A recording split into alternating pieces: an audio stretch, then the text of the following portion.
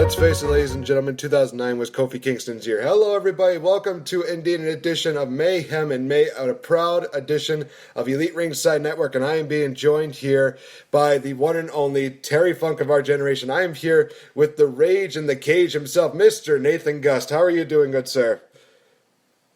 I am still alive. I'm very thankful for that. That is good. That is very good. I guess the first question that I think a lot of people would like to know, how's the shoulder doing, and any prognosis on the recovery for how long that shoulder, how long it's going to take you out for? Shoulder's doing much better than it was a week ago. I made it a year after I injured my shoulder before I actually went in for the surgery. So I got used to and comfortable with the pain. So I think the recovery is going to be a little easier for me because I'm so used to it hurting already. I got very used to what my limit was for weight, and it's going to be interesting getting it all back together. But I would think that it would take 3 months. We don't really have an official estimate on how long this recovery is going to take me. We didn't actually know what needed to be fixed until he cut me open. So the MRI was not very clear. I lucked out and only had to fix the labrum and 2 bones get shaved down, so it wasn't so bad. Man, 2 bones shaved down. Is that going to affect you physically by the time you get back in the ring, or is that going to just help more? I don't think that it'll affect me physically. I've gotten very comfortable with a style where all I do is choke and eye rake, so I don't have to pick a lot of dudes up. I think that'll benefit me greatly. Now I have a reason not to do it. Well, yeah, definitely. All right, so for those of you that don't know, Mr. Nathan Gust here is a professional wrestler, and he works a lot of these Wisconsin independent deals here, but we're going to get into that in just a little bit. But I think I want to kind of get to kind of the root of the thing. Tell us first, what got you interested in professional wrestling? We'll start off with, you as a fan. What got you interested into watching professional wrestling? Mick Foley. Mick Foley jumping off of things, all of his ridiculous characters, his huffing and puffing, boiler room brawls, anything Mick Foley. That's what really got me interested in it. I'm just enamored with everything that he's been able to create and maintain throughout the years. And having met him at a comedy show, he's just an incredible person. Definitely. Actually, what's crazy is that me and my friend Max, we actually got the chance to interview his daughter, Noelle Foley, during the summertime, and she honestly spoke very highly of her father, as well as, definitely you could see, where the kind-heartedness came from. It's just amazing. The Foley family is just super nice, and it's really good to see that in a lot of wrestling families. Now, playing the shoe on the other foot, what got you interested in becoming a professional wrestler?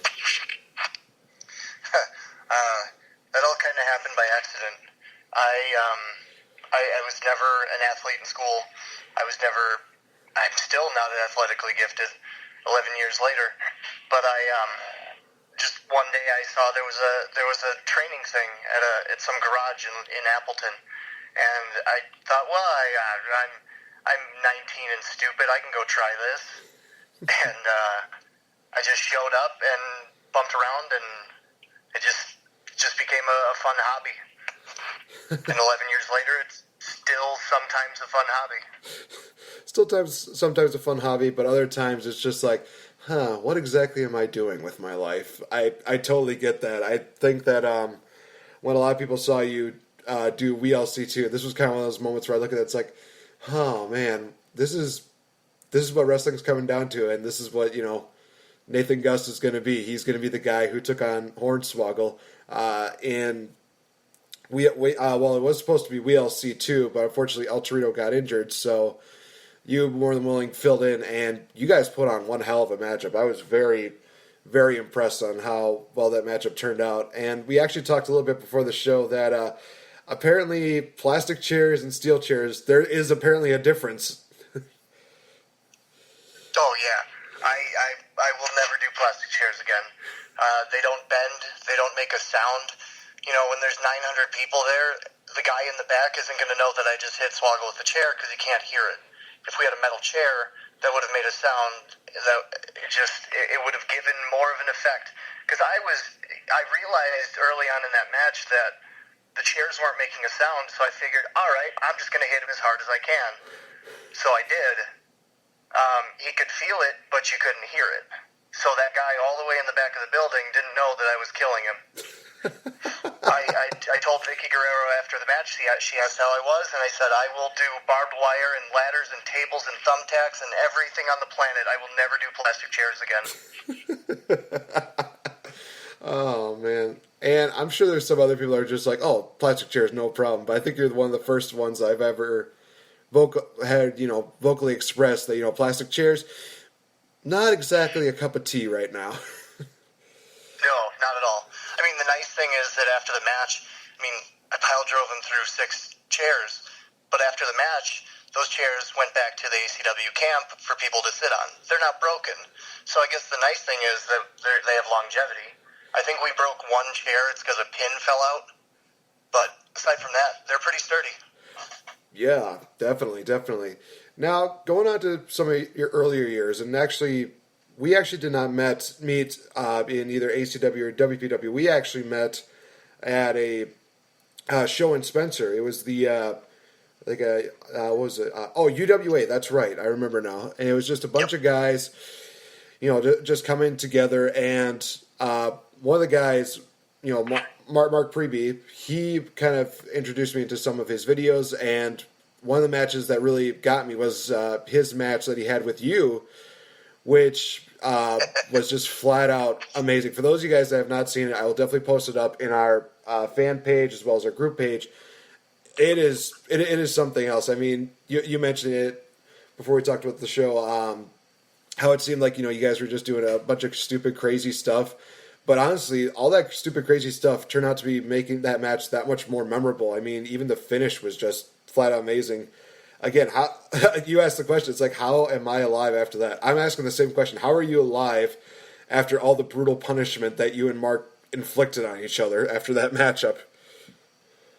Well, there were a lot of weird things that we did. We fought on top of the U-Haul truck. I pile drove him through a table into a dumpster. Like, this is all just stupid stuff. But looking back, it's like, wow, we were able to do that and walk away. And then years later, we got to wrestle up in Upper Michigan a bunch of times. And one of the times we recreated some of that, ladders, chairs, everything. So it was kind of cool that we came full circle and were able to recreate some of that.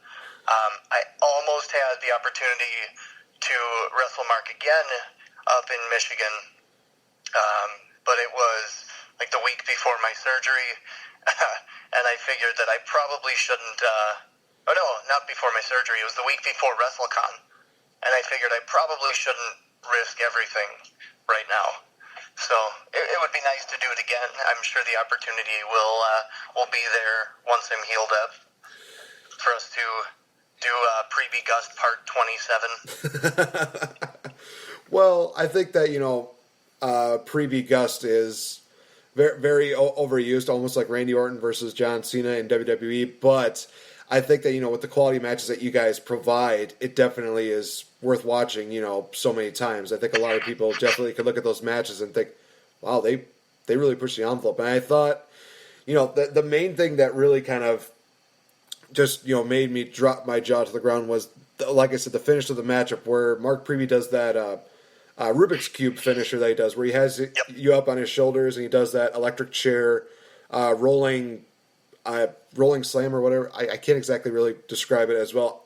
Because, over a podcast, it's one thing. In person, you can describe it perfectly. But when you're doing a voice-wise, it's like, how do you describe, this kind of crazy deal? But, yeah, you went through, like, thumbtacks and went to a table. And honestly, I thought to myself, oh, my God, how is this kid not dead?